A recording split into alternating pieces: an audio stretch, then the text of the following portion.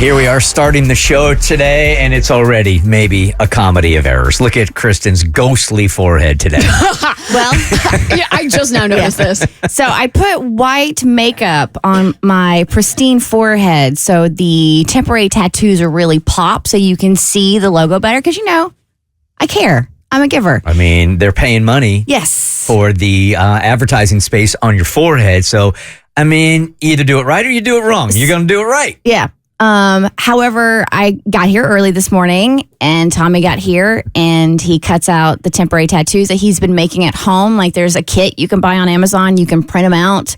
And you can put whatever you want on your body. And I got it and I walked to the bathroom and then thank God before I even started to put it on, I looked at it and I'm like, I can read this because it's written the right way. And when you put a temporary tattoo on, it has to be backwards. So I went back to Tommy and I was like, yeah, you need to reprint this. 'Cause it's not right. So he's trying to figure out the printer right now. So now we need to figure out because the tattoo was not ready prior to the start of the show because this particular client paid $750. Ooh.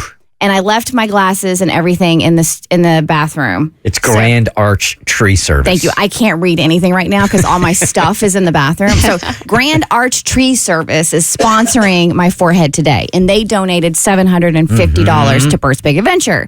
But they are missing out on advertisement in the first break. So how much should we Venmo them back? That's a good question. We're going to have to do the math on that. Okay. So what is your base that you have on your forehead right now? Oh, it's just like a white makeup. Okay. Yeah, it's literally just like a white, like kind of eyeliner makeup pen or whatever. And and then I brought my sponge so I could blend. It's my foundation from the winter. I do.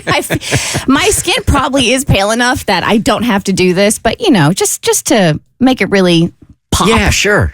You went all out. All right, so Grand Arch Tree Service, we will make this up to you. There's 2 mentions already this morning, so maybe we make it up verbally, if not visually for this very first break, but it'll be ready the next break for sure. And just to let you know the level of commitment behind this bit, their logo was too girthy for my forehead. We needed to elongate it. Okay.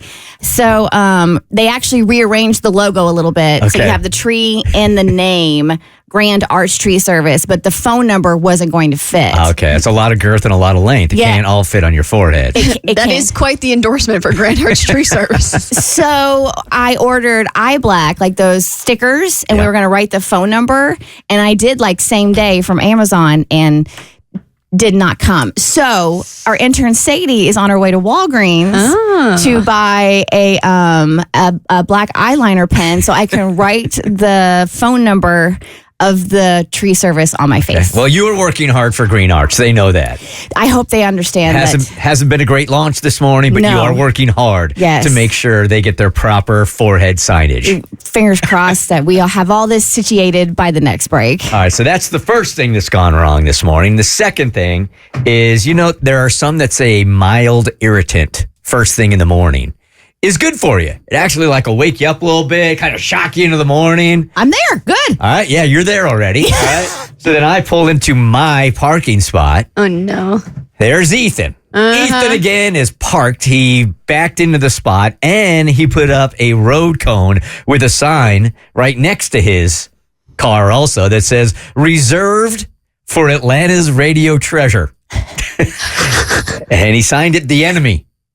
Okay. So that's my mild irritant this morning. My mild irritant too, because that means my spot was taken this morning. Ethan's taking out half of the show. And I was up half the night last night with 2 sick kids. So I'm heeling into the lot because I'm late. Yep. And I'm like, all right, I'm going to get my spot. And I go and there's a car and a bunch of road cones. And I'm like, now this was cute, but now I'm annoyed. I literally have had a Bert Show listener tell me that they live right down the street and for $10 a day, they will park in the spot and then wait for me to show up and then take off because they have to be up at around the same time. I wasn't going to go that drastic, but this is now business. Oh, okay. Okay. That's insane. So that might happen tomorrow morning, Cass. That's all right? insane. And things will be back at its natural.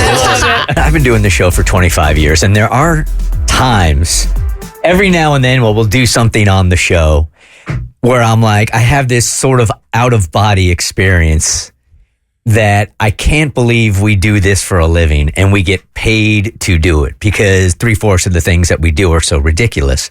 Today, I am having one of those thoughts. Like what we are doing this morning, you can't do if you're a salesperson, if you're a nurse, if you're a doctor, if you're in consulting, but here in radio, when you sell a woman's forehead for advertisement space as a billboard, then it just makes me realize that we are in a very unique position. And today, this morning, could be a comedy of errors as Kristin is trying as hard as she can to fulfill my obligation. Fulfill your obligation, yeah. I'm trying to fulfill my obligation to the client, which so graciously donated $750 to Bert's Big Adventure. Yes, we sell advertisement space on my forehead. It's a long story. Bert thinks I have a pretty forehead, and here we are.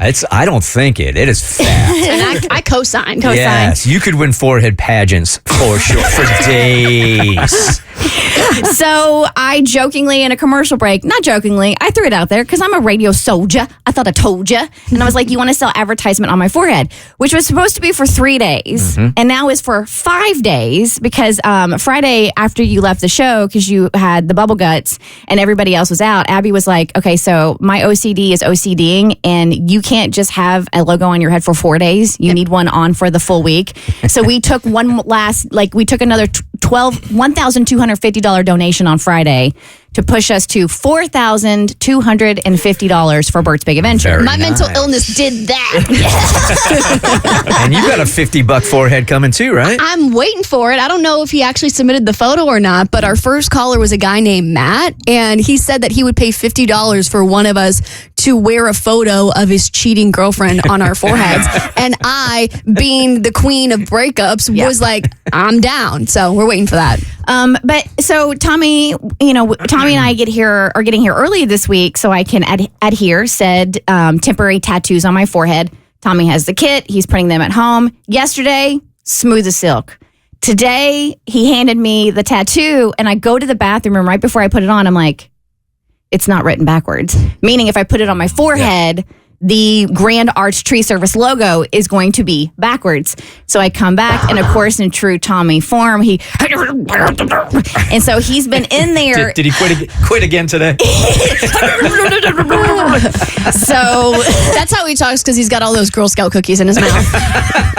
So he's in his studio trying to figure out how to use the station printer because he's done all this from home. Yeah. He's trying to print out on the temporary tattoo paper the Grand Arch Tree Service logo backwards so I can adhere to my forehead. But we're having no luck with the printers. So I am just going to hold up this little piece of paper that I was supposed to adhere to my forehead for the time being.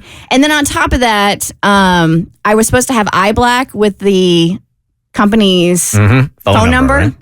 And our intern Sadie is currently at Walgreens picking up black eyeliner so I could write it on my face because that package didn't come yesterday from Amazon. What a mess. So she's literally holding this up over her forehead as we're doing the segment. Here's a crazy idea. What if we just tape it to your forehead, like the Grand Arch Tree Service logo, or we have a bunch of those Bert Show trucker hats in the back? What if we taped it to that so you don't have to get that bicep work in?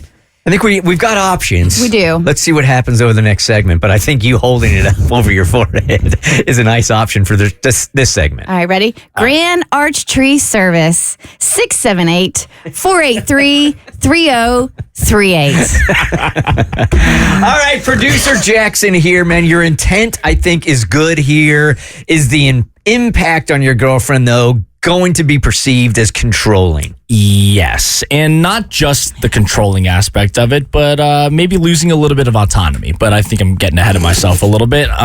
Okay, here's the thing. My loving girlfriend, God bless her, she gets a little bit overwhelmed easily when it comes to certain types of the adulting things that we all hate to do. I'm talking, when you have to call in something to your pharmacy because they can't refill a prescription, blah, blah, blah. And you have to talk to somebody? And you got to talk to somebody. No! Scheduling you have to talk to a real person? The worst, right? Things Why has that become so painful?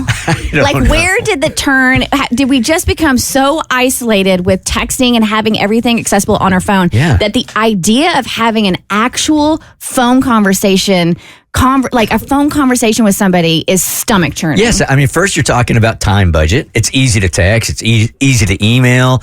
There's no potential really of any face-to-face conflict or stress. So it's just an easier way to communicate. And we do it so often now that when you do get somebody on the phone, you're like, how do I use my mouth?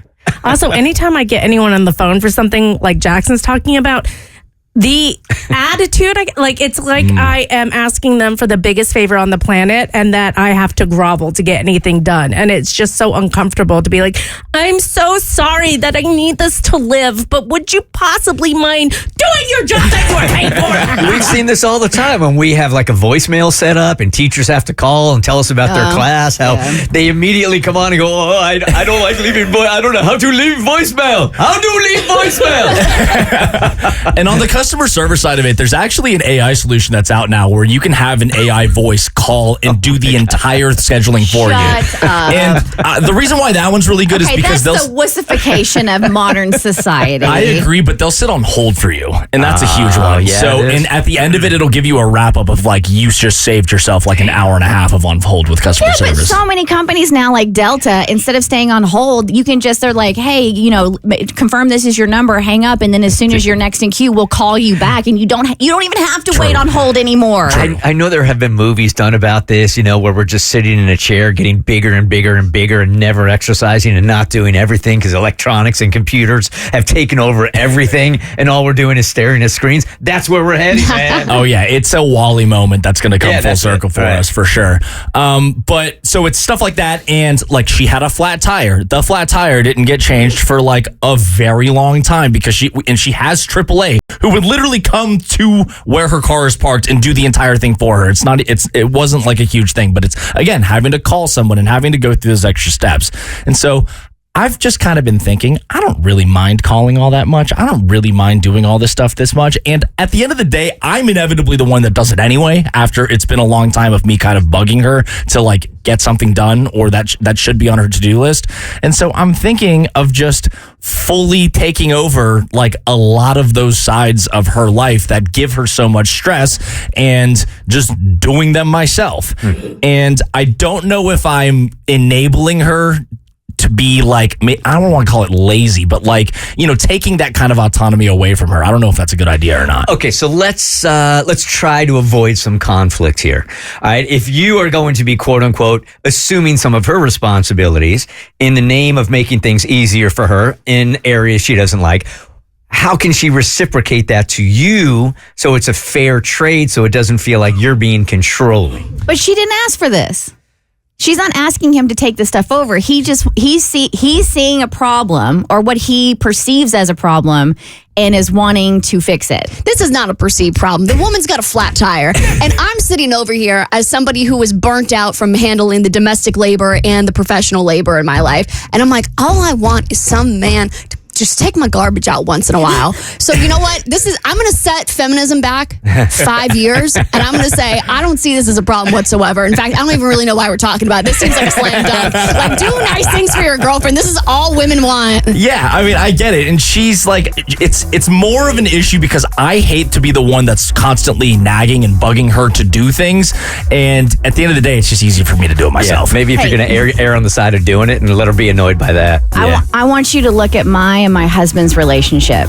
If you start doing this, you're going to end up with somebody like me who can't do anything for herself. Oh, no. Is that what you want, Jackson? We're close to that already. So if you were listening late in the Bert Show yesterday, you probably know why Mo has taken a mental health day today, man. I have never seen him so sad and vulnerable and break down the way he did on the show yesterday. He's had a lot of loss around him lately.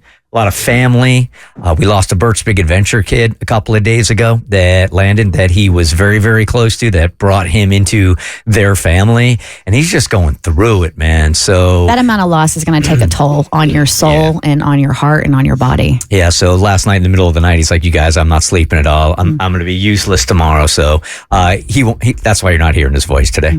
On the other spectrum, on the other side of that, Kristin has now taped the billboard to her forehead without getting into it. At least we're trying to do something for you guys. Yes. For Grand Arch. So I was holding up the Grand Arch Tree Service logo, which is supposed to be adhered to my forehead, but it was printed the wrong way. So I have now taped it to my glass. I tried taping it to my forehead, but because I put the white paint on there, the tape won't stick to my forehead. It's too oily. So I have since taped the logo to my glasses, and look, it's not going anywhere. It works. Grand Arch will not be able to say that you at least didn't try. So it's I'm there. giving you my all, Grand Arch Tree Service. All right, if we're going to talk about customer service, and we're going to talk about the funniest, and we're going to talk about the worst customer service stories, Katie has one here in just a second, but we always have to start these out with the classic. The Dell customer service call. Yeah, I'm calling about the computer that's on sale. It's $9.99. Mm-hmm. And I'd like to order that one. Okay, no speakers? Speakers don't come with it? No, sir. Okay, well, let me read it a little bit better and I'll call back. Why? You got the flyer in front of you? Yes. And why you call me? That gets me. Call me again. It's going to be back. Because I didn't realize that it didn't have speakers, and I don't want speakers for this price. So I'll just look somewhere else and find me another computer. Oi! Every time. Unbelievable. Like a little girl. I can't believable. Only for speakers. Go ahead, little girl. Little girl. Get out of here. Get out of here. Let me talk. Get out of here. Get out of here. So we dip. Let me talk to your manager. Little girl. You are little girl. Little girl. Little girl. Little girl.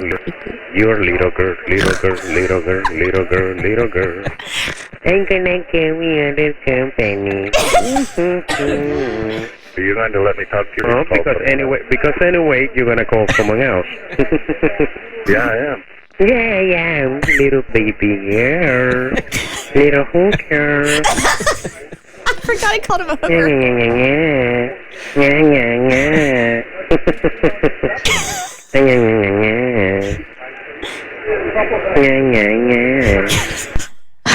I just snapped that to you. Is that your first time hearing that, Abby? Yes, I've never heard that before. And I'm just sitting here, I'm like, why didn't this man just hang up? I would have. I played that thing out for 10 minutes listening to that. Oh, man, that is an oldie but a goodie that will never go out of style. Get out of here. Get out of here. Little hooker. Good luck following that one up, Katie. What happened? Well, this one is the reverse. It was the customer who was working my mother's last nerve. Oh, no. I don't know what it is. My mom actually enjoys working in customer service. And so I know, right, Kristin? The shock. That's crazy. The horror. Yeah, she typically enjoys it. She likes Seriously? interacting with people. Mm-hmm. I mean, when you think of what that job really is, when you wake up in the morning, you know you are going to be dealing with fires all day long. Now, there's a philosophy in business that if you just say to yourself, look, something's going to go wrong today, and you get into the mentality of that, then you're ready for it. Customer service, that is your job. You're going to get complaints all day long. You are literally dealing with people on their worst day. You are seeing the worst versions of everybody. This goes for customer service. And then my brother made me realize this because my brother, he's a firefighter, he's a paramedic. And also the same goes for police officers. My sister-in-law is a police officer. Yes, there's good stories, but when you think about what they do, you're seeing everybody on their worst possible day as their probably worst possible self. If you lined up 1,000 possible jobs, the bottom three for me in no particular order would be customer service. It would be professional mover. I knew you were going to say that. All right. And again, I've said this before, the ticket taker at Dave & Buster's when all those little kids are negotiating and trying to figure out how many tickets they have and what they can buy. We experienced that for the first time not too long ago at Kaylee's daughter's birthday. And I'm watching an almost 4-year-old try to decide what he is going to spend his tickets on. I wanted to hurt somebody. Yeah, I feel at one of those kind of entertainment places that they should give you Valium right before your shift every single day. That should be one of the things you can buy for 50 tickets. Man, I'd be in there all the time playing t-ball. So she gets a ton of the calls where you get people on their worst days. Yes. Like those calls are common, but this call, I just had to laugh out loud. It was just so funny. So she works in car insurance. And so this guy calls and she's like, "Good morning. How can I help you?" Right? And immediately he's like, I got the quote. Let's lock in this quote. Because he went online, I guess, got his quote, and he's trying to sign up for that rate that he was quoted. So mom's like, okay, sir, slow down. First, let me see if I'm licensed in your state. He's like, the quote. She's like, "Sir, what state are you in?" So he tells the state. She's like, "Okay, we can proceed with this." So as they go down, she's getting all his information, and apparently there's some rule that you have to list everyone who lives in the same house with you. So she's like, "Is there anyone who lives in the same house with you? They have to be, it's legal that they have to be listed and stuff." So he goes ahead. He's like, "Yeah, this is my wife, da-da-da." And she's like, "Okay, sir, just let you know that she legally has to be listed. She doesn't have to be on your policy, blah, blah, blah." Then he hesitates. He's like, "Nah, take her off." And she's like, "But sir, you legally have to. You just told me. So are you saying that she doesn't live with you anymore on this recording?" And he's like, "Yeah." She's like, "Okay, you said it, right?" Mm-hmm. So she goes through because he's in a rush. And so he's like, "The quote, go to like hurry this process up." So she takes that off. She's going through, she's putting the rest of his information in. And as she's trying to get his information, he's just still rushing her. He's being like, just like, hurry up type of thing, right? So she finally gets to the point where he's flagged. Something pops up and his account is flagged for whatever reason, which means they cannot continue with the application process right then. It has to be like investigated. It's going to take like 2 to 3 business days, right? So after all this rushing, she tells him, "Unfortunately, sir, we can't proceed right now. It's going to take some time." And he just quietly gets real close to the phone and says, "F you." What? And he whispers it. Normally somebody would go for like yelling, Yeah. but instead he decides to like whisper it to her. It is more impactful, don't you think? That's sinister. That I would have way more fear of thinking this person is going to find out where I live and they're going to come get me. The whisper is diabolical. Yes. But then it didn't stop there. She's like, "Well, I'm sorry, sir. Is there anything else I can help you with?" He's like, "Ma'am, I don't think you heard me." F you. Is he saying it just low enough so he hopes like the Lord doesn't hear it? I guess. I don't know. Recording? Is it going to record it? It's like he said it in the regular voice, "Ma'am, you didn't hear me," and then went back to whisper, "F you." Oh, he doubled down. So he doubles down on this whisper of "F you," and she's like, "Sir, I just hope you have a great day." He's like, "F you," and then click. So he must have been in a room filled with people or something that... I guess. I don't know. It's just the fact that he just whispered it to her and then was pissed and hung up. Yeah, that's sinister. That's scarier than anything else. I'm so way past trying to be cool, but I also don't want to be that guy that's like telling everybody in the neighborhood to slow down because you're driving too fast, or telling people, like, "Turn down your music, it's too loud." And I might be heading down that way with this. Maybe I'm just getting more reserved, but it seems to me now that there are TV shows that are trying to shock us. I mean, as hard as they can, with no real intent behind the shock. And let me give you 2 examples here.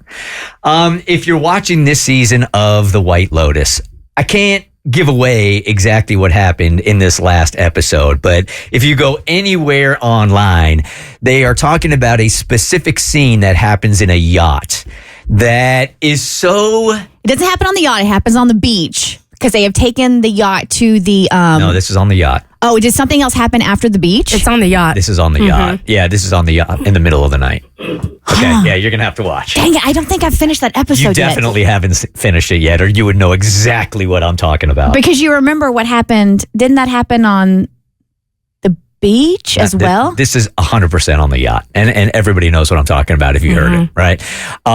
It has to do in one of the yacht rooms, and that's all I'll say about it. But it is part of the most shocking TV, I think, that anybody has ever seen physically.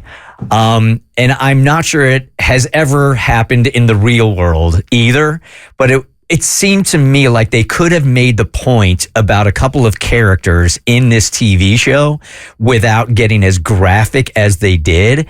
And I think they did it So we would be talking about it in this way, but it's becoming too much. Yeah, this season of White Lotus, and I'm a big fan of the other two, it feels like a whole bunch of nothing. It's weird. It's weird, and it's a bunch of nothing, and it's like everything they do is trying to shock you from the choice in actors and physical features to that plot line that you're talking about to another where Walter Coggins, his character, meets up with an old friend and what they're talking about, and you're just like, that conversation was like I took some sort of drug and it was so hard to follow, and also it was very odd. Yeah. It was very odd. And it has nothing to do with the plot, which is what irritates me. It doesn't move the plot forward. It's just random out of nowhere for shock value. Yeah, what she's talking about is the transformation one of his friends has made, and the conversation, the graphic conversation about it. That's just in the White Lotus. I think I'm also thinking about Saltburn. Also, there are two specific scenes in Saltburn that were just so over the top that I think the producers and writers knew that this is shock value and it will get people talking about the show. One of them had to do in a cemetery that was ad-libbed, but certainly didn't need to really be in the TV show to make it any better or make it worse. And it just seems like these things, and again, maybe as I hear myself talk, I hear this reserved guy, which I have never really been before, but it just seems to me like I love watching TV, but do I have to watch TV and think that, okay, when the dad leans back in his chair and his robe is going to expose his private areas for no real reason at all, which happens in White Lotus, what is it moving anything along? Oh, it moves some. I did not mind that. You like that one? Go ahead, Lucius Malfoy. I actually think that scene makes sense. That scene makes sense just because he's so zooted and they wanted you to realize like how bad off he is. So that one, I get. You also have to remember too, like we grew up with cable. And so I think now too with like, if you're watching HBO, if you're watching Netflix, if you're watching Hulu, they're going to push the envelope. They always have. It's just so past the envelope. I don't think you sound like an old fart by any means by talking about this, because there is one scene in the first season of Outlander that shocked me to my core so much. And this is one of my favorite TV shows of all time. I think I know what you're talking about. I had to take a break from the show for like weeks at a time because it was so graphic, and you knew why this scene was happening because it was pushing the plot forward. It made a lot of sense for the characters. But I do feel like because these streaming services don't have as many parameters as cable, I'm like, isn't there a way to do it where, yes, it's graphic and you know what's going on and you still kind of get that like jarring shock to your system, but without being in the room with them the whole time? Yeah, and the way it's shot really does bring you right in the room. I mean, I was sitting there, Amanda and I were watching it, and I felt myself so tense. And we both literally got up out of bed going, are we really watching what we're seeing here? That's how shocking it was. Yeah, and I've noticed too, like I just finished Paradise on Hulu, which is... There is one scene that will haunt me forever, but it is very graphically violent. But the way that they've done it, and they've juxtaposed it with an instrumental cover of Phil Collins' Paradise song, it's just, there's a way to do shock value that's beautifully executed that makes it into art, you know? And so that scene, even though I flinched watching it, will haunt me forever because the way they developed the characters, the way they made you not care about this character's death in the beginning, and then by the end, like I'm sobbing over it, and the things that he's told and the things you learn more about him, and then you see this violent end to this beautiful classical piece. I'm getting goosebumps talking about it, and I'm like, that, I wish I didn't see it, but I also am so glad I saw it. Like that to me was art. Things like even Saltburn, not quite art, but I could see it shows you how depraved the character is. The bathtub thing you think was necessary? Like a pool? I think it speaks to the depravity of the character, so you understand how disturbed the person is.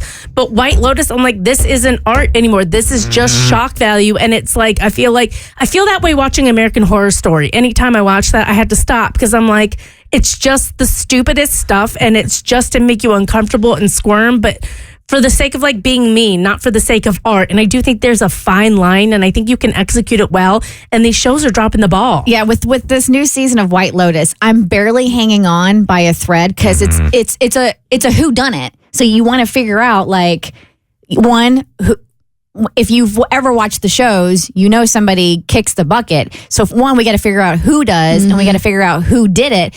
And after the first 3, it's taken me so many episodes to actually like still care. Yeah. Like, and I'm at the point where it's like, which is why I didn't even finish that one episode, because I'm able to easily pause it. Whereas the previous 2 seasons, I would never have done that. I would have watched it like all the way through. Now, at the end of the day, this is exactly what the producers and writers want, though, right? Is for us to be on the radio talking about how graphic this scene is and how inappropriate it is. Because people don't watch it. Yeah, it's human nature. Now people are gonna be like, the White Lotus. What scene is that? We need to fast forward to the yacht scene. No, honestly, they just need Parker Posey talking more on press junkets, because the only thing I know about this season is Piper, no! So balmy! Buddhism from TikTok. One of you guys hit us up and asked us a very interesting question the other day. Is that how much did the poo dude make from Kristin's forehead billboard yesterday? I would like to know the receipts on that. I would too. That's why I sent the DM. I'm like, that actually would be nice to know if he saw a little uptake and people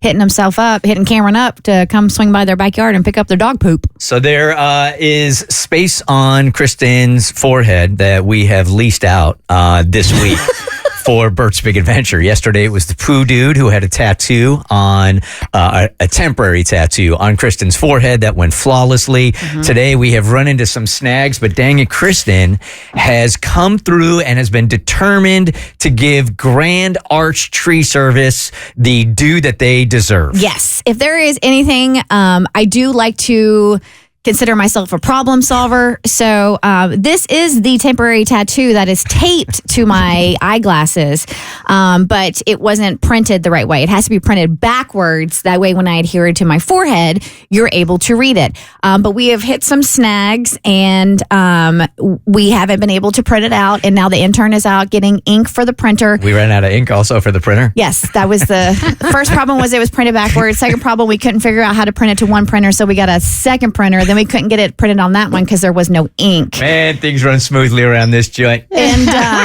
I'm supposed to have eye black with the phone number, because the phone number didn't fit on my forehead, but that package didn't come from Amazon. So intern Sadie was out getting me a black eyeliner, but she had to pick up the ink, so that's been delayed as well. Hey, janky or not, it's on your forehead. It's there. Okay, it's there. Grand Arch Tree Service, thank you for your service and for putting up with us today. All right, Abby, you are online dating app silver the last month. And this weekend is going to be a big test for me, because the last 30 days have honestly been a lot easier than I expected. Last time around, we did this experiment similar time last year, and this was a challenge against my will. Bert came to me, said, I'll give you $1,000 if you can stay off the dating apps. I'm like, that's gonna be hard. And I stayed off the apps. I didn't get on them, but they were still on my phone. And I think even through the 30-day experience, I was like, I'm gonna get back on the apps. Like, that's happening. Like, I'm getting back out there again. This time around, this came from the depths of my soul. Like, I'm pushing 28, and I have just gotten to a point where I am doing the same song and dance every single Thursday night, getting on the apps and matching with somebody, and then doing a drink date that goes nowhere. And I just realized the apps aren't for me anymore. So I not only got off the apps, I deleted my accounts. That's a big deal. And then I deleted them off my phone. Check it. Done. Your girl means business. So It does seem like Groundhog Day when it comes to dating on these apps, man. It's the same thing over and over and over again. I think I've also just realized that I'm the type of person that, in order to have a successful relationship, I do need to see somebody in person, because I've had experiences where it's like, you might find somebody attractive in the photo, but somebody's energy is just different. And so then I was like, well, maybe I should do calls beforehand to like just suss them out before I waste 3 hours of my time getting ready and doing my hair and doing the whole thing. And I feel like the last 30 days has been, honestly, this is probably too much of a stretch, but it has been life-changing. Like the way... That's a bold statement. And I think any single girl in their 20s can relate to this, where you kind of expected, based off of history with your parents. Like, I feel like most of our parents found their quote-unquote person in their 20s. And I think there was this expectation that it was like a government-issued husband. Like, you turn 26 and then you meet some guy named Larry in a bar and you ride off into the sunset. And so there's this kind of thing that happens through your life. You're not constantly thinking about it, but your head is sort of always on a swivel, and you're thinking, is today the day that I'm going to tell my kids or my nieces about for the rest of my life? Like when that guy sits next to me on an airplane, is this the story that we're going to tell like our kids or whatever? Do you think that every time you see a potential suitor? 100%. Really? Every single time I'm out, I'm like, is this it? Like, is this the, you kind of play that narrative in your head. Like, is this the story that you're going to tell people 30 years from now? But doesn't that create unrealistic expectations? Yes, it does. It's unhealthy.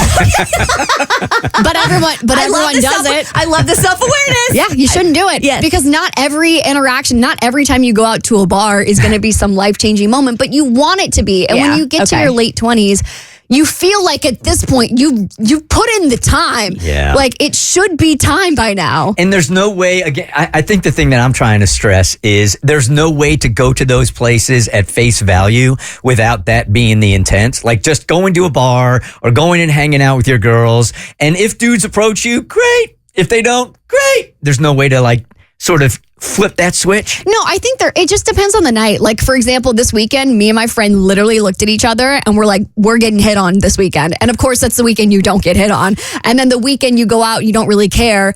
And, you know, you still look cute and you're still happy and having a good time. That's the weekend that literally every man wants to hit you up. I don't know what it is. You know, we used to say like, women and guys can sniff it out. They can sniff out that wanting too much, and that's when they stay away from you. And if you really don't care, like you said, it just, I don't know how the universe works that way. Then the attraction happens. I'm not giving men that much credit. I think it's the universe. I think the universe sees two girly pops having a good time, looking real cute, and wants to screw us over. So anyway, I've been off the apps for about a month now, and I am surprised that I've been able to do it completely cold turkey. Like I have not once re-downloaded Hinge or remade my apps. Like I've thought about it. There have been moments where I've like thought about relapsing. I'm like, let me just get the validation. Like, let me just get on. Like someone tell me I'm pretty. And then I say no. What are you doing with all your time? Kristin, there's so much to do, apparently. Can I back up for just 1 second before we get into that? Because I'm Yeah. really curious about that also. But are these dating apps, based on what you just said, and I've never had the experience of being on one, when somebody is coming on to you for the first time, or they are swiping right and you're swiping right, that is like an immediate dopamine hit, right? And then the kissing booty part of the whole thing, the first couple of texts are like all dopamine hits. So you're getting sort of a bit of a drug. Yeah, it's kind of like, if you want to put it in a relationship term, it's kind of like getting on Instagram and when you see a like on Instagram. Like, is it making your day? No, but it does kind of fill this void that you have, because humans are designed for connection. And when you've gone as long as I have without a relationship or any kind of significant romantic interaction, like you're just taking these scraps, like you're just taking whatever crumbs come your way. And so that's why it is really hard for people to give up the apps, because it's like, if I'm, going this long without a person, like at the very least, that primal part of myself that wants to feel desired and validated is in some way getting satiated. And so in a way, it's been hard giving that up, but at the same time, I do feel like the universe has rewarded me in the sense that I feel like the last 2 months of my life, I have had so many positive in-person interactions with men that I just feel like this was the last thing I had to do to tell the universe, I'm ready. And I feel like 28, I've felt this ever since 2025 came into the picture. I feel like this is my year. Really? I'm putting it out. Oh, God, now the universe is going to be like, just kidding. No. I just feel like I have felt this energy about 2025 that I might not meet Mr. Right, but I might meet a man. Mr. Right Now? Mr. Right Now. I have that energy about 2025. Okay. So I think the universe is going to reward me by deleting the apps. I feel it in the air. Okay. There's a sizzle happening. Manifest it, baby. I'm putting it out into the ether. But This is it. isn't that exactly the opposite of what's been happening to you the last month to bring you to this point?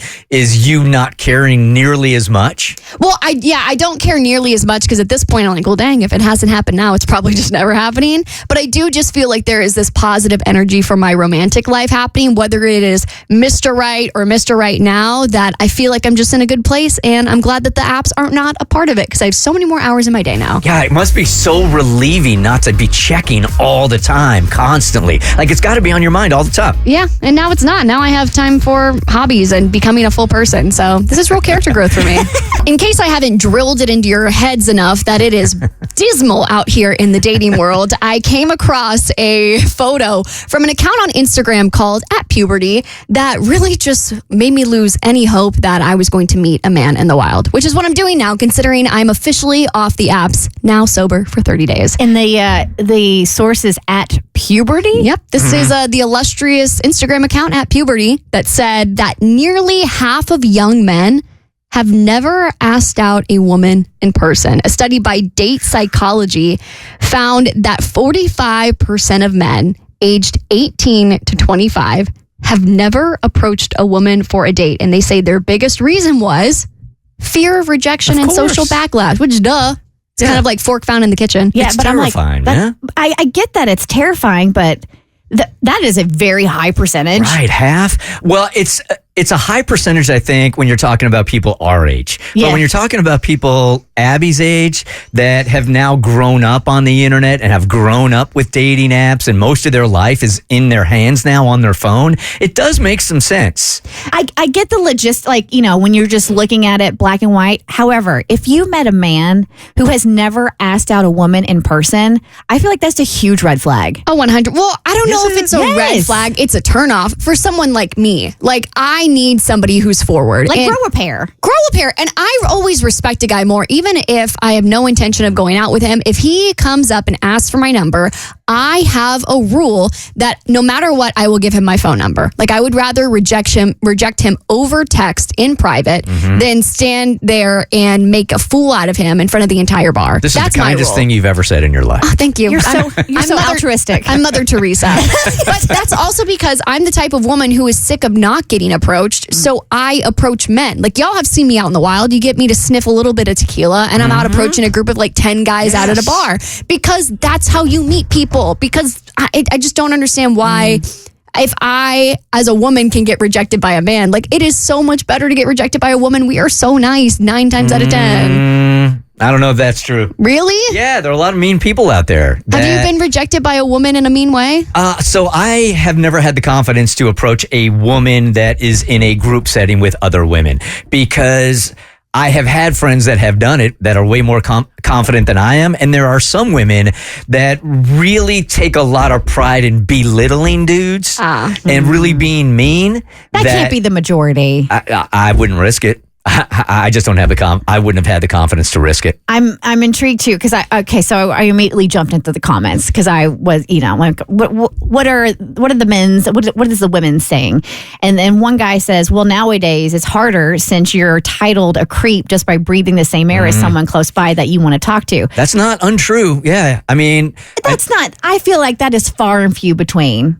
I don't feel like I think that in a lot of these cases that, how do I say this in a PC way, but also be honest, that we talked about this when it came to adolescence also. I think men are in a weird spot right now and young men are in a weird spot right now that they don't want to come anywhere near sniffing, feeling like they're being perceived as creepy. So they're not exactly sure what their role is anymore. And then when young men talk about it, I feel like a lot of times they are met by women going, oh, welcome to our world for our entire lives. So kind of we're not talking about it in an authentic way.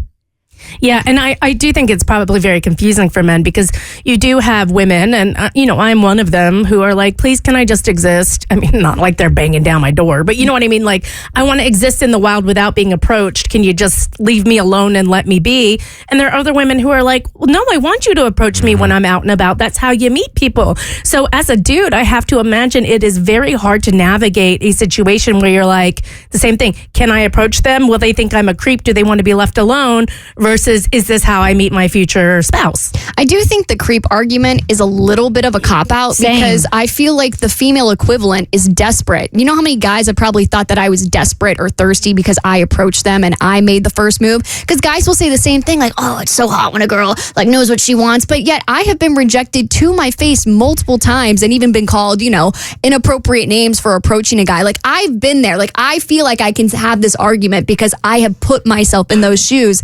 And I feel like it needs to swing in the other direction of not being afraid of this rejection, because women need to get used to being approached in a way that doesn't come off creepy or slimy or skeezy, so that men stop fearing being called a creep, and it'll just be like this beautiful circle of life of people are used to getting approached and it doesn't come off as like a weird skeezy thing. Yeah, I'm in the same boat as Abby. I find the creepy thing like a cop out, and I feel like then it's like blaming women as to why I don't approach you. It's your fault.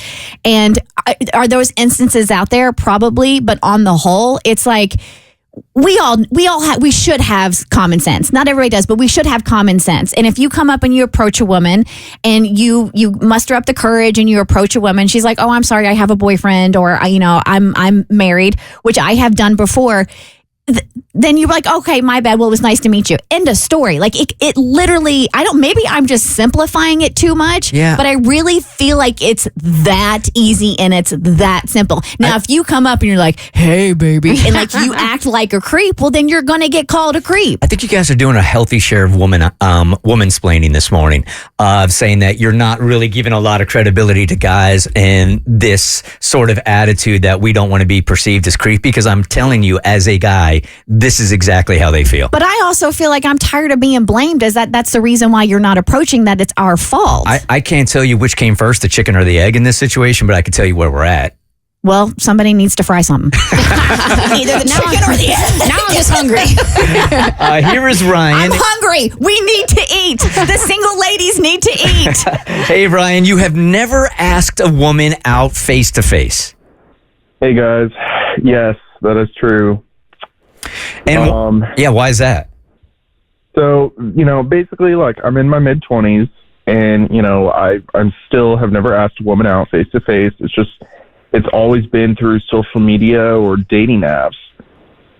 And, I've had crushes in high school, but I was always too nervous, I guess, to say anything, and I just follow the girls, like, on Instagram, maybe drop a like, and hope they would notice me.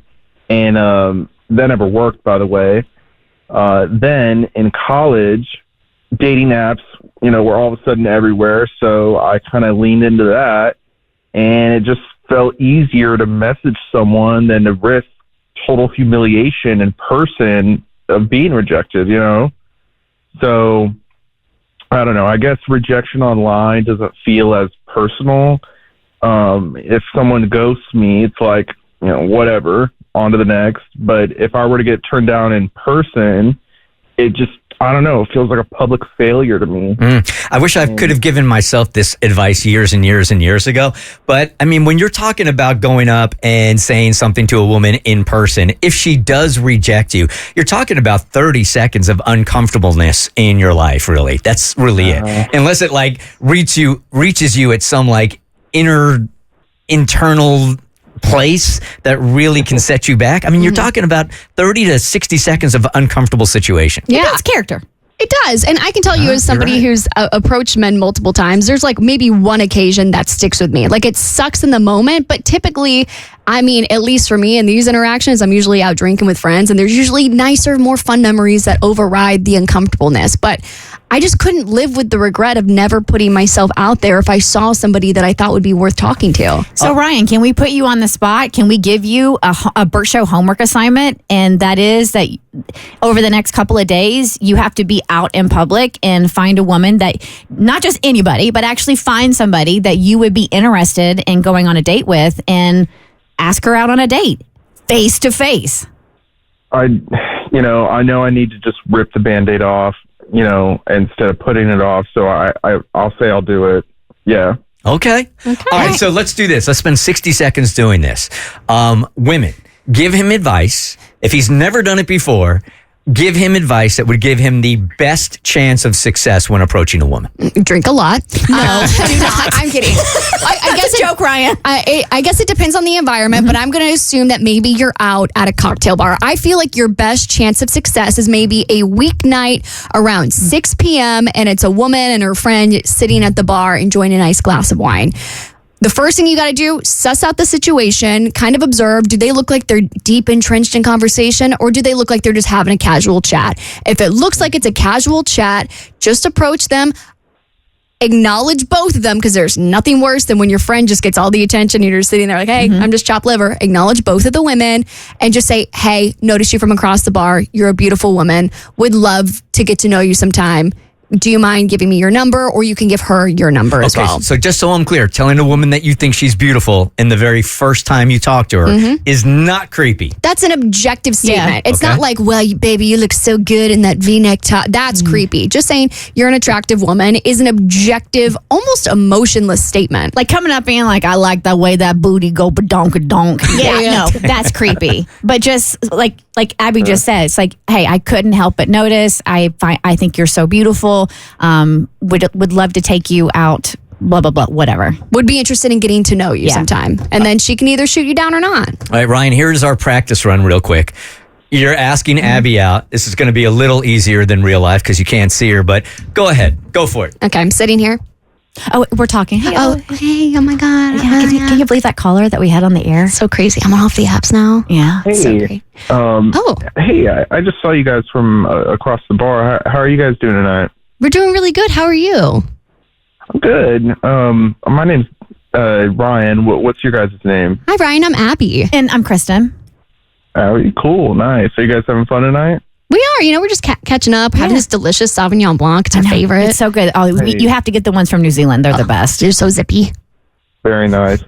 Well, hey, not to be forward or anything, but I just want to let you know, I think you're really pretty, and I was just chilling here at the bar. I thought I would come up and say hey, and I don't know, maybe if you guys want a drink or something, I could get you one after you're done with this. Kristin, this is where you go, oh my God, thank you so much. And Abby goes, no, and then he says, no, I'm talking to the other one.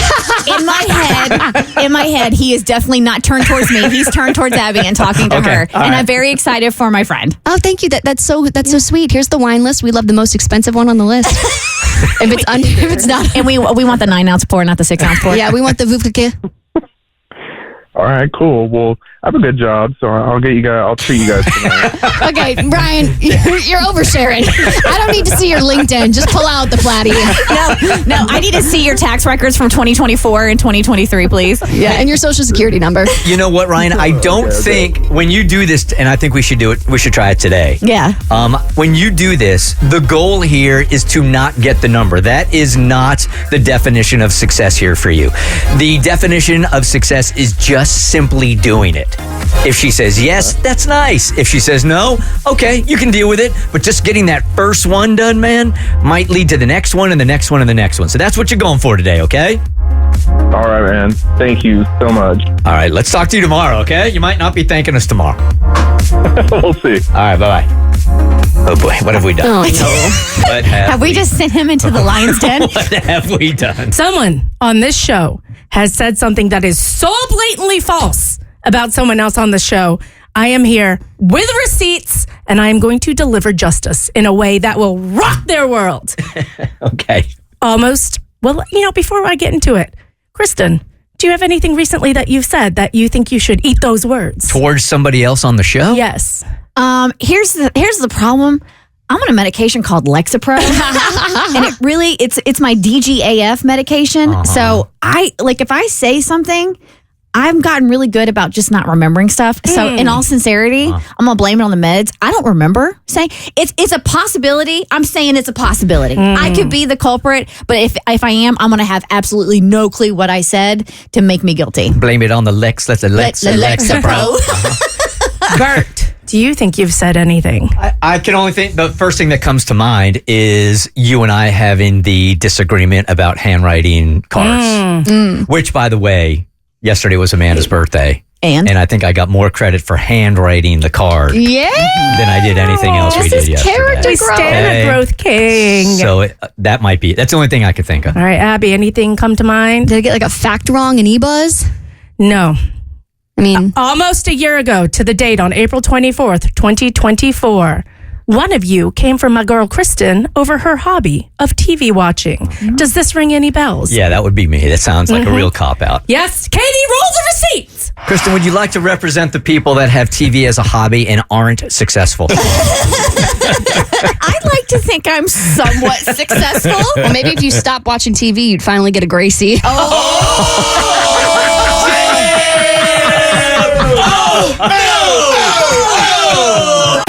I forgot about this and I felt so bad about it immediately after. Like my face just went immediately red. Like I know that was a good joke, but that was harsh. So tell people what the Gracie is. Gracie's like one of the biggest awards a woman in radio can get. It's kind of like winning an Oscar, but for radio. Yeah, for women. Bert, Yes, Cassie. you do not need to eat your words today. Oh, Abby needs to eat her words. what? Hey, Kristin, you have won a Gracie! What? You What a won day! nationally syndicated I knew nothing about this. What? You won a Gracie! It's real! Yes! No, I didn't! Yes, you did! Wait, tell us. No, wait, I look like this. I went in there and I talked to Tommy and I was like, whoever did that to her face is cruel. So Kristin, this is the most Kristin thing that's happened on the show in a long time. So Kristin is supposed to be using her forehead for a billboard this morning. We haven't been able to execute it properly, so she literally is doing the show with a sticker of a sponsor on her head this morning, and in ink, she's got the phone number of the sponsor as a mustache. And this is the way she's finding out she won the most prestigious award in radio for a woman. I did not plan this like this, okay? If this doesn't prove her commitment to radio, her commitment to the bit, I don't know what will. No, hold on a second. I actually won one? I submitted you for nationally syndicated co-host, Cassie. and you won. No. And I would like to read the letter that I wrote about you. Congratulations! I've wanted this for such a long time. I know you have. My airport is your Gracie. Yours is way better. Just to give you guys some context who don't know the Gracies, it is from All Women in Media, and it is all of media, right? Not just radio. Past winners of Gracies have included Michelle Obama, Taylor Swift, Hillary Clinton, Selena Gomez, Amy Poehler, Julia Louis-Dreyfus, Nicole Kidman, Meghan, the Duchess of Sussex, Barbara Walters, Betty White, Kerry Washington, Mindy Kaling, Claire Danes, Lisa Kudrow, Soledad O'Brien, Robin Roberts, Christina Applegate, Maria Shriver, Ava DuVernay, Faith Hill, Melissa McCarthy, Amanda Seyfried, Glenn Close, Angelica Houston, Martha Stewart. The list goes on. And Kristin, you are now a Gracie winner. Look at me. Look at me. She said Betty White. I know. It's your fave. That's why I left her in there. Here's what I wrote to the Gracie's committee. Oh, my God. Along with sending some of your breaks from this past year. I said, Kristin Klingshirn is the co-host of the nationally syndicated morning show, The Bert Show. And while Kristin was initially hired to bring an extra dose of funny to the show, which she more than accomplished, she brought something else. A willingness to expose the vulnerabilities that most women bury deep for fear of judgment and societal pressure. Kristin has opened up about everything from struggling with her body image post-pregnancy as she ages and dealing with grief over the death of her father while helping other female show members navigate their own grief, to broaching topics many mainstream radio hosts shy away from, like talking about an op-ed piece she wrote over the recent controversial IVF ruling, and she was open about her entire IVF process on the air. But in addition to sharing her vulnerabilities, Kristin sought and achieved to build a community of people off the air that help women. This year, her Pinot Period Party, which benefited the nonprofit Helping Mamas, the Baby Supply Bank of Georgia for Women in Need, raised over 51,000 period products for menstruators in need. But the products weren't just raised and dropped off. Kristin connects with the audience in such a way that over 300 people gave up their Sunday to actually come and sort those products into period kits for women and girls in need. Kristin's willingness to be open about her occasional insecurities in her career, or being open about how she feels like she's failing as a mother in some ways. These are all from the audio I sent, by the way. I'm not trying to harp on all your insecurities. Hey, it's accurate. You're good. Connects to so many listeners, both on and offline. It's rare to find a co-host who manages to switch from humor to emotional depth with such dexterity, and to find someone who can build a loyal audience not only on the air, but one that extends to off the air is rare. Kristin plans the daily show schedule, coaches cast members who are new to radio, is involved in producing the show, is involved in planning promotions, creates A+ content. And not only does she do this while being a working mother, she does it while also supporting and uplifting other women. She makes women feel seen by sharing her own vulnerable life experiences. She could just rest on her humor laurels and be wildly successful on that skill alone, but instead she takes it one step further and brings a well-rounded, real human angle to the show that connects with female listeners across the country. To be a woman is a blessing and a struggle. To be a woman on a public platform like national radio and be willing to lay yourself out there so that other women don't feel so alone, that's above and beyond. Oh, Cassie. And I'm not the only person to say congrats. Oh, I love you, girl. I love you. And I've got a few other people who want to tell you congratulations on your win.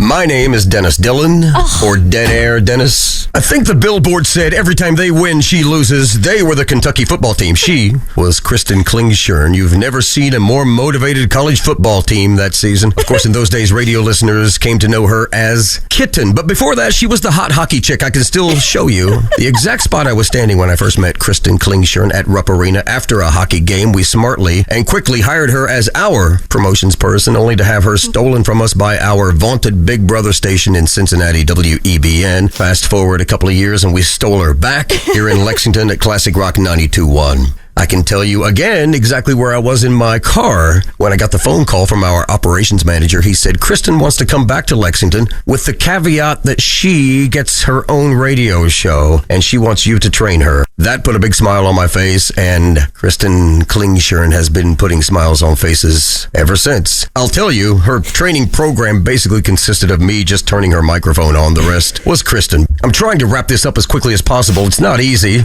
2 or 3 years with Kristin or Kitten is almost like a lifetime. I'll let her explain the billboard and perhaps the stunt where she decided she was going to slide down every pole at all of the Lexington firefighting stations. Essentially, what I'm getting to say here is congratulations, Kristin, on your award. I am so very, very proud of you.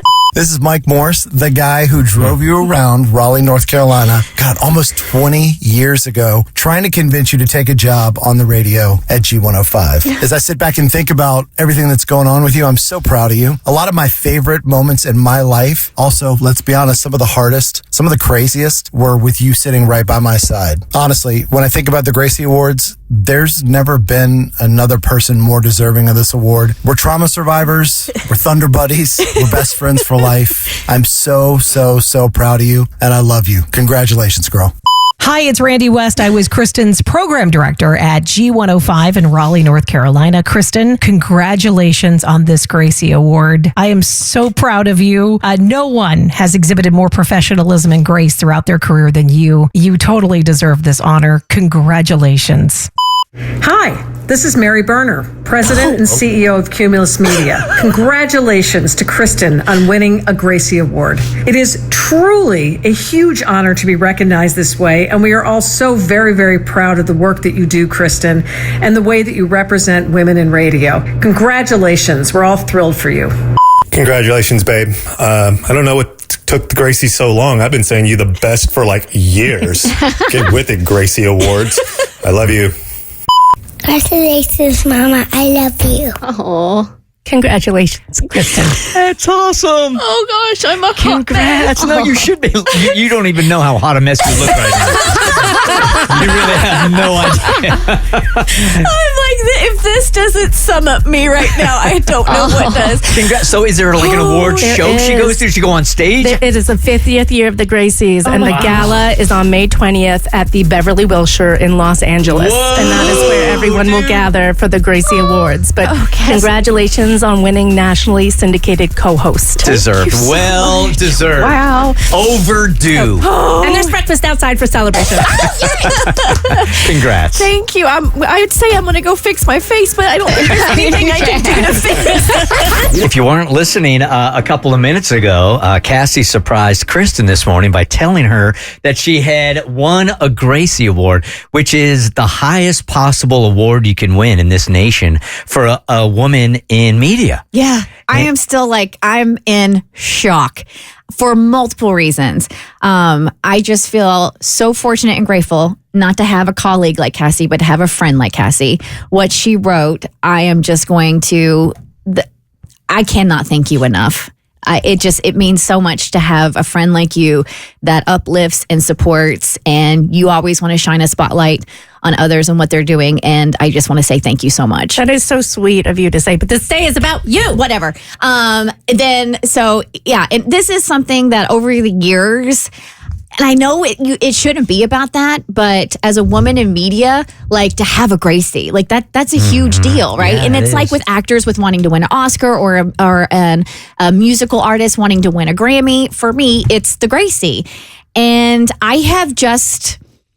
I had resolved that I wasn't going to get one, and that was okay. Like I was going to be, obviously by my reaction, it wasn't okay. I think the sobbing tears, but then to take it next level and have my first PD, Dead Air Dennis, call in, and then my old buddy Mike Morris from my showgram days, and Randy Rest, my PD, and then freaking the CEO of our company, Mary Berner, and then of course my husband, and then my precious son Jimmy, just to call and give, and record well wishes. And then on top of it all, to know I look like this. She has a forehead billboard this morning. I got a forehead billboard this morning for the Grand Arch Tree Service, which I think you have gotten, even though we were late to the party getting it on. And I have your phone number written across my face like a giant mustache. It's all so fitting and also perfectly Kristin. It really is. If you weren't listening a couple of minutes ago, some of the women that have been honored on this list before, you might have heard their names. Michelle Obama, as Cassie told us. Hey, she's a friend of the Bert Show. She's called in once. She's called in, right? Nicole Kidman, Oprah Winfrey, Shonda Rhimes, Taylor Swift have all won these awards. You will be receiving your award this year alongside Keke Palmer. Love her. Meg Thee Stallion. Love her. Kathy Bates. Man, Love her. It's a big deal, dude. It is a really big deal. And there is an award show in Beverly Hills that Kristin will be going on stage to accept her, Gracie. Do I get, because I'm not getting my hopes up, because I remember what happened with the Anthem Awards. Cassie and I were ready to hop a flight to New York, and that didn't end up happening. But there's an actual award ceremony, right? There is. I don't know the specifics yet. I think if there is a speech, it's a short one. Yes, yeah. But it is an awards gala being held. Major honor. Congratulations. Thank you. So well earned. I can't think of anybody else in radio that really deserves it more than you do, man. So congratulations. You're sweet. It's Thank awesome. you. Awesome. Thank you. All right, so back to the superficial stuff. Yes. War of the Roses. So let's get Becca on here because she wanted our help not only catching a man, but this is like infidelity in her friendship. Ooh. This might be the first time we've ever tried something like this. Hey, Becca, good morning. Hey, good morning. Good morning. All right, so what's going on with your friends? Oh my gosh, yes, I need your help. So, my best friend, I think she's cheating on me. In what way? I mean, not the romantic sense, obviously, but like in the bestie way. But it really stinks. It sucks. I mean, we've been best friends. Leslie is her name. We've been best friends, and we've been inseparable for years, like ever since we were little. Like, we've been through everything together, breakups, family drama, job drama. Like, she's always been my ride or die. Like, she's my rock, But lately, it just really feels like something's off. She's been super distant, secretive, and I don't know. Like, she's just acting weird. I just want to know what's going on. Even, like, I've even asked her about it. Like, what's going on? And she's been super secretive and weird about that, too. Is there a third or fourth person where you guys are like a group that she could be hanging out more with that you're not so down with that she would hide that from you? No one that I know, but, like, I have this feeling that she's been spending a lot of time with this new friend. I can't really say for sure because I don't know, but, like, I've noticed, like, certain little things, dodging my invites, being kind of vague about her plans. And it's almost like she's literally hiding something from me, And it really sucks. Like, it kind of feels like I'm being released, like, we've been friends for so long. She hasn't mentioned anyone new in her life. I mean, the only other thing that I could think of, she did start a new job, but, so maybe it's like one of her coworkers. But, I mean, I just really don't know. And especially right now, I've just been having like a a rough few weeks, and life has just been throwing punches at me left and right, and I need my best friend, and like she knows I'm struggling, but she's just been so distant, and I just don't know why. Like I just want to know why.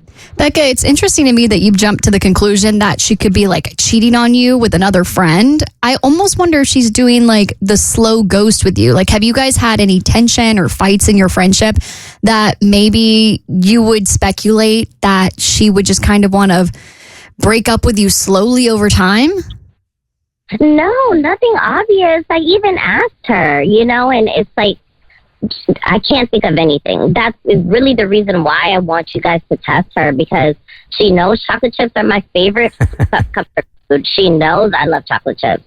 So she has to know. If she still cares and, she still wants to be there for me, she should send that to me 100%. Like, I'm hoping chocolate chips. Okay, so this is the very first time that we've ever done a War of the Roses with anything besides flowers. No, we've done War of remember the woman who thought infidelity, thought her husband was cheating on her with donuts? Oh, yeah, that's right. So now we're going to do War of the Cookies. Cookies, all right. So we've already done this, so we have some answers for you, so you will know if you are still the top-notch friend or not, okay? Calling it Meow Madness Man vs. Cat. Meow, meow, meow, meow, meow. Meow, meow, meow, meow. Basketball, gimme the ball because I'm gonna dunk it. Basketball, gimme the ball because I'm gonna dunk it.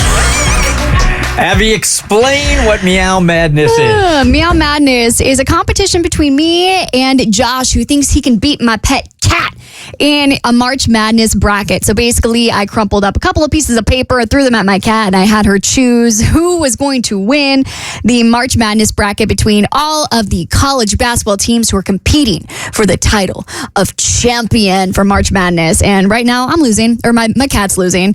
But Josh has 11 different brackets, and he thinks that this one is going to beat me out. So we're not even getting an update until, Friday? Because the Sweet 16, I think, starts Thursday. I have been hit up by so many people for Sweet 16 tickets because Auburn is playing in Atlanta.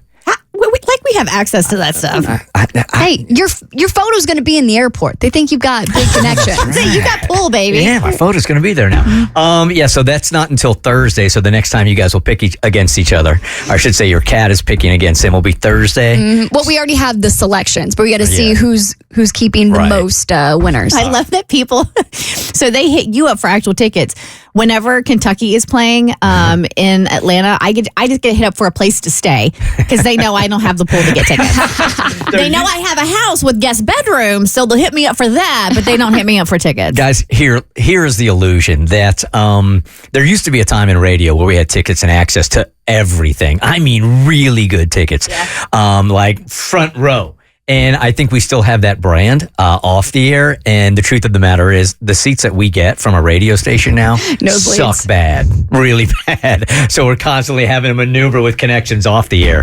So yeah, you don't got to hit us on those. We don't got them. No. We don't got them. Nope. All right, let's get back to Becca here because we're not doing a War of the Roses this morning. We're doing a War of the cookies. The cookies. Yeah. So Becca hit us up and she feels like she's being replaced, but she doesn't know by whom when it comes to her best friend. So her bestie is Leslie. She referred to her as a ride or die. They've known each other for years, and this is her person, right? And as of lately, her friend Leslie has been just dodging her, has not responded to invites, has just kind of gone MIA. And this is really hurting Becca because she's had a rough couple of weeks and she really needs her best friend to be there for her. But again, she's just kind of been absent. So she's concerned that her friend Leslie started a new job, so maybe there's a coworker there that she's getting buddy-buddy with, and let's be honest, Becca's getting a little territorial. Mm-hmm. She wants her friend Leslie back, or she wants to know that's my bestie. You can't have her, but you can borrow her on occasion. Women get very possessive about their friends. There's something about the tier system. We want to be number one. Even if you're not my number one best friend, I want to be number one in your mind. I remember my dad giving me this advice way, way, way back in the day. Was that friendships of threes don't work. Oh. They just really don't. That's why they have the whole White Lotus thing, the 3 women who are on vacation together. Yeah. Oh, I didn't put that together. But yeah, they all hate each other but love each other. 3 doesn't work. You have to have 4. Yeah. That way they can pair off together. But 3, there's always going to be one person who's left out. So Becca wanted us to do what we normally do with flowers, War of the Roses, where we send fake flowers to see who they're going to send it to. Today it's cookies. Yes, because Becca said her comfort food is chocolate chip cookies, and her best friend knows this. And because Becca's been having a rough time, if this was a true best friend and she got a promotional email for free cookies, she should be sending them to Becca. We got all that right? Yes. Help me. All right, so here we go. This is the fake promotional email that we sent to Becca's best friend, Leslie. And it's called...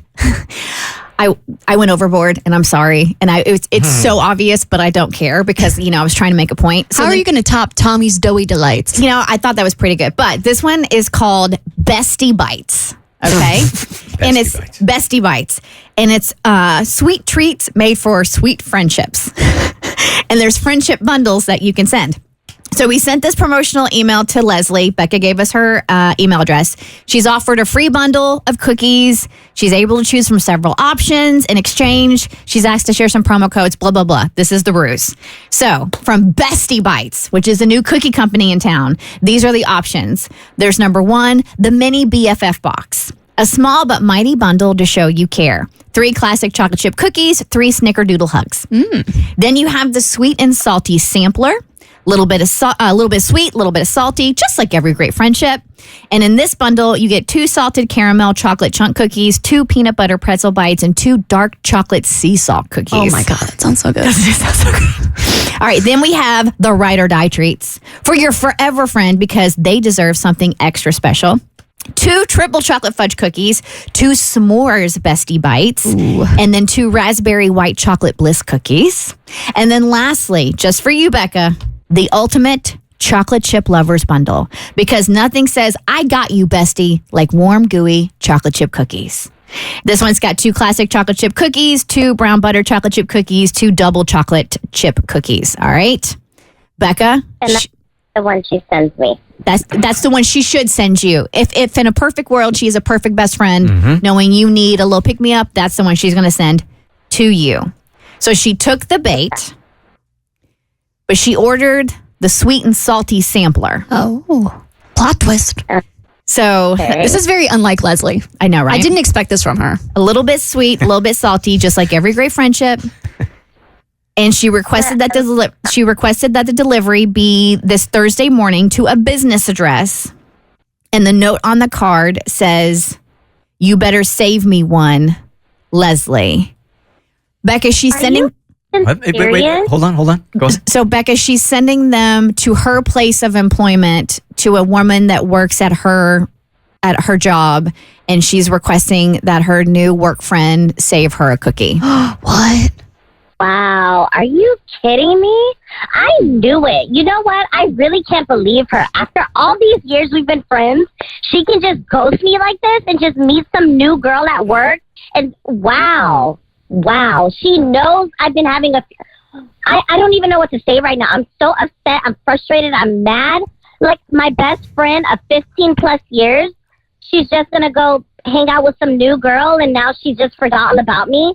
Completely ghosts me, knowing I'm going through something right now, knowing I love chocolate chip cookies, and wow, oh my God, wow. You know when you say wow a lot, that means you're really hurt. Yeah, I think you're upset. Yeah. The more wows, the more upset you are. Yeah, Becca, I know exactly where you're coming from. And I think it's because you're going through this really rough time and you expect your friends, even if they are, embarking on a new friendship with some coworker that they're trauma bonding with or whatever's happening at work. If you're going through something, you expect them to have that consideration for you and be there for you in your time of need. So I think your anger is valid. But not even just that. Like, I asked her, at least be vocal about it. I spoke to you. I brought it up. I tried to do the right thing and say, tell me what's going on. And you're distant. You're ignoring me. You're not answering me. So it's even worse because at least tell me what's going on so I can try to fix it and we can mend our friendship. But for you to just completely ghost me and send cookies to someone else, I'm so pissed off right now. I think if I were you, I would take a beat pause here because, when you're all emotional and stuff, you rattle off a text or whatever, then it's never good. Give yourself a couple of hours and then decide what you want to do. But don't do it now. Because it sounds to me like you're a little angry. You think you need a little sweet treat too. I think your blood sugar's low. Go get you a cookie, girl. Kristin, do you remember that time that you won the most prestigious women's award in media? Do you remember that? I do. You remember that? I do remember that. I remember that because she had this mustache on her face, and it was the phone number for Grand Arch Tree Service. Yeah, I remember all of that. Very, and I cried. Yeah. But nothing came off my face because intern Sadie made sure to get waterproof eyeliner, which is I'm going to have to scrub to get off my face. If you missed it this morning, you got to check this out on the podcast later on today. Why is this my life? It's beautiful. It really is tragically beautiful. Cassie surprised Kristin earlier this morning and filled out an application for a Gracie Award, which really is Michelle Obama has won one. Taylor Swift has won one. It's a big deal, especially for women in media, but also women in radio. I've been doing this a hot minute. I've been doing it for over 20 years. And that's when it comes to awards, that's the pinnacle, man. That's the brass ring. And so for years, that's been on my bucket list, my radio bucket list. And then I've just kind of resigned to the fact that, it's not going to happen. And I'm okay with that. And then Cassie surprises me that I got one. And I'm like, it really has taken the fun out of making fun of you, knowing that you wanted it so much and that you weren't going to win it. We've joked about it time and time again. Now we got to think of something else. Yeah. What else? Yeah. You're going to have to find another weak spot in my armor. For sure. Another weak link in my armor. Trust me, there's plenty. All right, Kaylee, your brother's not even here yet and you're already annoyed by him. Well, I'm not annoyed by him. My wife might be annoyed. She's annoyed, which is making me annoyed. Oh, so you're annoyed by proxy. Yeah, absolutely. So there's always this, and I hate this because I don't really care about keeping up with the Joneses. Okay. So, I don't compare myself to other people very often. And, I get that you want to make, a great impression. My brother's been to my house before. It's not like my house is falling apart. Is this the dude in Australia? Yeah. So he's coming with my nephews, who I haven't seen in years. They're going to be here for 2 or 3 weeks. Weren't they just here? No? They're here for a month. Yeah. But that was actually the 2 years ago. Was it really? It was the Christmas before this last one. Oh, wow. Okay. My bad. I think, that was it. So it's been a little over a year. That was the 4th year. You'll know this because that was the 4th year you didn't get the Gracie. Yeah. Thanks for reminding me. Oh, now I get it. And so when my wife found out that they were coming, this was a couple months ago, she's like, we got to get the house. There's so much stuff that needs to be done. Yes, there is stuff that needs to be done. There's always stuff that needs to be done at the house. The honey-do list is never ending. There's always something that you could be working on in your home. And there's always something breaking. There's always something that needs to be replaced. Sure. I get it. I've been very busy with the show and then post-show. We've been very with kids sports, with my other businesses. It's just been nuts. And I have not made a lot of things priority around the house. That being said, I'm not going to knock out I don't care. They're not going to come in and go, oh, there's no mulch laid in the front yard. So what is your wife's vision of the house before they arrive?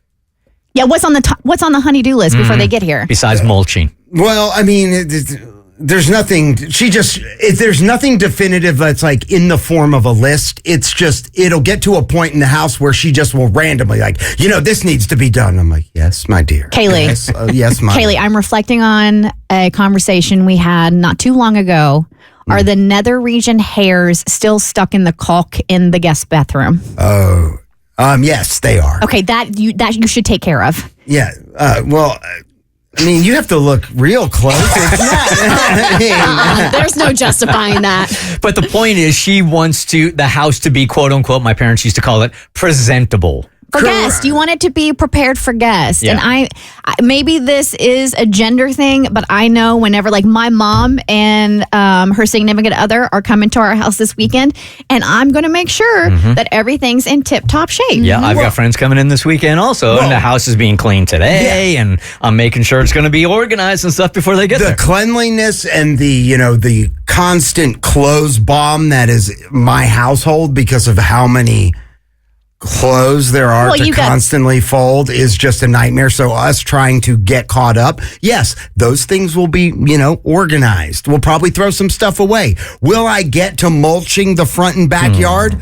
Probably not. And I don't care. But she does. Shouldn't you care if she cares? If it makes her happy, shouldn't it make you happy? Okay. They're just going to come in like a tornado and wreck the house anyway. So, it's just but that woman that works so hard and carts your kids all around to all of their extracurricular activities. You were just on the radio last week bragging on your wife. She's awesome. She's amazing. And she's crushing it. That being said, I'm awesome. I'm amazing. And I'm crushing it. But maybe I'm falling short in some areas. Abby, about to ask the same question men have been asking since the beginning of time. What do you women want? What do you want? What do you want? It's March, so there's lots of pollen in the air right now. But apparently about 4 months ago, there was baby dust in the air because all of my friends and family members are pregnant. This is the wave that happens, I guess, in your late 20s. First, it happens with the weddings where all of a sudden you're 24 and you're like, we're child brides. We shouldn't be getting married, but okay, I'll go to Charleston so you can get married to this dude who you've known for a day, whatever. That's not going to last. And you're then our frontal lobes haven't even fully developed and you're saying I do? We couldn't even legally drink 2 weeks ago. And you're going to hitch your wagon to this dude? Yeah, but he's tall. Sometimes they're not.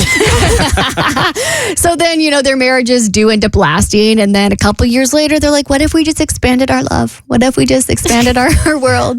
And we came together and had a baby. And that's what happened because all of my friends are pregnant. I have 3 baby showers in the next couple of months that I have to go to. And if I thought bridal showers were expensive, where you have to buy them the KitchenAid stand mixer and the espresso machine, that's $200. The baby stuff is crazy. I was talking to my cousin who is having her baby in September. You need a lot of stuff, man. And I was like, do you have a stroller you're picking out? I would love to buy you a stroller thing. And it's Abby. $49.99 on Amazon. Have you lost your mind? Well, apparently, because she goes, oh, well, funny you should bring that up because we're deciding between 2 of the designer strollers. There's one, because they live on Davis Island in Tampa, so that's where all the Bucks players live. They're like, Baker Mayfield lives down the street, and he drives a no. And we're like, what? And it's like, yeah, the new is the designer stroller everybody wants. The Nuna? The Nuna. Well, just because they're trying to keep up with the Joneses doesn't mean you got to try to help them keep up with the Joneses. And how much is it? It's $300. What? That's insane. nothing for a stroller. Yeah. What is it doing to that baby that's got to be $300? But He's not strolling it all around. If you get the attachable car seat, then it's $1,200. So that's a gift that you go in with other girlfriends. Mm-hmm. So you and the other girlfriend say, hey, let's get a big ticket item off of her registry, and you all chip in, and that's a group gift. So the baby monitor, if she goes high in with the baby monitor, that's a group gift. The stroller or car seat, or the pack and play, that's a group gift. Definitely, you're not expected to shell that out for one of your friends. That's insane. A question for you: if she's living on the same island as all those Bucks players, so she's clearly loaded, right? No, she's not. Yeah, no. So there's a cheap side of the island, it's I think it's Outer Banks. I think it's one of those things where it's they're hoping one day they get to that point, and right now I'm not sure how it's being afforded. Yeah, and I'm just kidding. I'm sure they're doing fine. Maybe, I don't know. I mean, they're looking at the new, which is $1,300. So maybe they are rich. They do drive different. That and the Alpha Baby feel different. Okay, so then that's an important thing to know. And so that's what I'm coming to the table with is as somebody who's never gone to this rodeo before, who is new to the baby game. I know they're going to expect all of those things on their registry to get met somehow, whether it's parents or friends or family or whatever. I'm wondering, for the first time moms, what do they not know to ask for? Sure, maybe you need the baby Brezza, which is the Keurig for breast milk or whatever. Yes. And you need the no. So what have they not anticipated that they need, that they have not asked for? Help from their husbands. So while I do agree, if they ask, then there can be helpful advice, suggestions as to what to put on the baby registry. We had a friend who had a baby not too long ago, and I literally sent her my registry, and she basically copy and pasted, and because she had no idea what she was doing and didn't know what to put on there, right? For this friend, stick with the registry. Okay. Whatever, because moms, there's so many options, the amount of options, and I know Cassie can attest to this. the level of research I did to figure out what was the best, but also the best price, etc., of every single item on that list, hours upon hours upon hours was spent going over, Googling, finding babylist.com and all the list of the top tier, products. It was a grind, but a grind that I was willing to do. I guarantee you, homegirl has done the research. She knows what she wants. Stick to the list. Yeah. Okay. No, I was always planning to stick to the list, but I just didn't know, is there something they haven't anticipated? Yeah, and I think that's a great question, honestly, to ask. I know Chad, my husband, and I, when I first got pregnant, would literally sit for hours with YouTube watching reviews and doing the research. Oh my God, the reviews. So many reviews. And the thing is, I think there are certain moms who have specifications that they want met. Like, I didn't like stuff off registry because it didn't meet what I was looking for.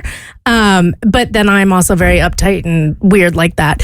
But I think if I could say anything to you, it would be to get her stuff for 3 months and 6 months old, because everyone focuses on newborn and right out the gate. And so you have tons of diapers and clothes. And once they start to hit that 6 month mark, it's dwindled out and you don't have anything and they fly through those clothes.